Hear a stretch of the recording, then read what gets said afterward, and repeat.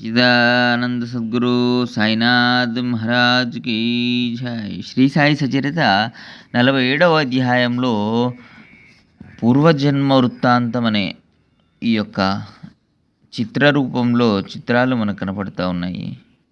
47వ అధ్యాయం ఈరోజు దీపావళి రోజున చదువుకోబోతున్నాం. అందరికీ శుభం కలుగాక, లక్ష్మీ కటాక్షం లభించుగాక.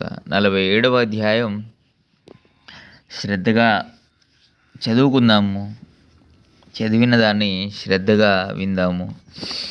శ్రీ గణేశాయ నమః, శ్రీ సరస్వత్యై నమః, శ్రీ గురుభ్యో నమః, శ్రీ కులదేవతాయై నమః, శ్రీ సీతారామచంద్రాభ్యాం నమః, శ్రీ సద్గురు సాయినాథాయ నమః. పరమానందాన్ని ఉత్పన్నం చేసే సాయి యొక్క ఈ శ్రీముఖాన్ని ఒక క్షణం చూస్తే చాలు, అది అనంత జన్మల దుఃఖాన్ని నశింపచేస్తుంది. అట్టి వారి వదనం ధన్యం. వారి కృపావలోకనంతో భక్తులకు వెంటనే కర్మబంధ విమోచనం కలిగి క్షణం పట్టకుండా ఆత్మానందం సమృద్ధిగా లభిస్తుంది. వారి కృపాదృష్టితో కర్మాకర్మల చిక్కు విడిపోతుంది. ఆ కృపా భాస్కరుని ప్రకాశంలో భవమనే మిరుగురు పురుగు నిస్తేజమవుతుంది.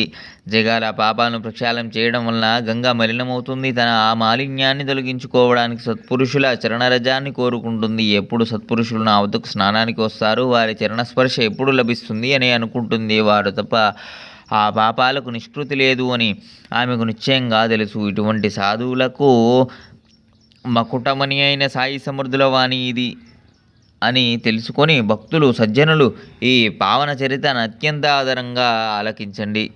ఈ కథ విశేషమైన మహిమగలది. జ్ఞానులైన అజ్ఞానులైన ఈ పరమ పావన కథను వింటే శ్రోతల కర్మబంధనం విడిపోతుంది. నయనాలకు దృష్టి సాయి, శ్రవణానికి శ్రవణం సాయి. వారే నా హృదయంలో ప్రవేశించి వృత్తాంతాన్ని చెప్పారు. సాయి స్వయం మహానుభావులు. విశిష్టమైన ఈ కథను వింటే శ్రోతలు శరీర భావాన్ని మరచిపోతారు. వారిలో అష్టప్రేమ భావాలు పెళ్ళిబుక్కుతాయి. సాయి నోటి నుండి వచ్చిన ఈ కథలోని ఉద్దేశాన్ని శ్రద్ధగా తెలుసుకుని తాత్పర్యముందు దృష్టి ఉంచితే శ్రోతలు కృతకృత్యులవుతారు. కనుక శ్రోతలు నా మనవిని వినండి. నేను ఈ కథను చెప్పేవాడినే అయినా ఇందులోని సారాన్ని తెలుసుకోలేకపోతే నేను కూడా మీ వలనే రిక్త మనస్కుని. భక్తులపైని బాబా యొక్క ప్రేమను స్మరించుకుంటే మనసు తన మనోధర్మాన్ని మరచిపోతుంది. ప్రపంచ బాధల నుండి ఉపశమనం కలుగుతుంది. ఇంతకంటే పరమలాభం మరేమిటి? పూర్వ కథానుసంధానం.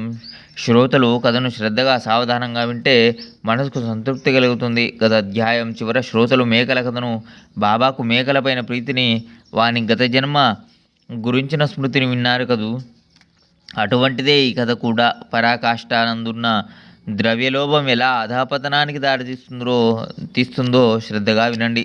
సాయి సంపూర్ణ కరుణా కటాక్షంతో ఒకటి తర్వాత మరొక కథను సూచించారు. శ్రవణంలో ఏ విజ్ఞాని రానియకుండా సుఖ సంతోషాలను పెంపొందిస్తారు. కథను చెప్పేవారు నోరు అన్నీ స్వయం సాయి సమర్థులే అయినప్పుడు ఇక హేమాడి ఎవరు? అతడు అసలు ఎందుకు? ఊరికే పేరుకే సాయి కథా సాగర తీరాన కూర్చుండగా మనకు కథలు కరువా? కల్పతరువు కింద కోరిక కలిగితే అది సిద్ధిస్తుంది. దినకరుని ఇంట దీపం కోసం ఎవరు చింతిస్తారు? దీపం కోసం ఎవరు చింతిస్తారు? నిరంతరం అమృతపానం చేసేవారికి విషం గుర్తుకు వస్తుందా? మనకు సాయి వంటి దైవం ఎల్లప్పుడూ వెంట ఉండగా కథామృతానికి ఏం కరువు? యథేచ్ఛగా సంతోషాన్ని అనుభవించండి. కర్మసూత్ర సిద్ధాంతం చాలా కఠినమైనది. అది ఎవరికీ అర్థం కాదు. మహాజ్ఞానులను కూడా మోసగిస్తుంది, కానీ ఏమీ తెలియని అమాయక భక్తులను తరింపచేస్తుంది. అట్లే పరమేశ్వరుని నియమం దుర్గమం. దానిని ఎవరు అతిక్రమించగలరు?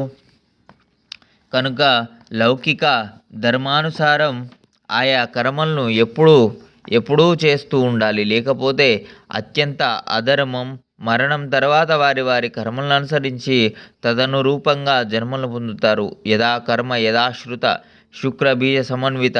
వారి కర్మానుసారం, జ్ఞానానుసారం కొందరు శుక్రబీజాలతో కలిసి యోని ద్వారా ప్రవేశిస్తారు. కొందరు స్థావరాలుగా జన్మిస్తారు. యథా ప్రజ్ఞం హి సంభవ.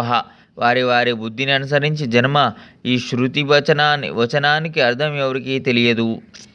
జన్మను పొందాలి అనుకుంటే దానిని నచ్చిన విధంగా పొందాలి. శరీరాన్ని మరల పొందాలని కోరుకునే మూఢులు, అజ్ఞానులు తాము ఆర్జించుకున్న దానిని అనుసరించే తమకు శరీరాలు ప్రాప్తిస్తాయని తెలుసుకోవాలి. అందువలన శరీరం నేలరాలిపోకముందే మానవ జన్మ యొక్క అమూల్య అవకాశాన్ని ఆత్మజ్ఞాన ప్రాప్తికరు జార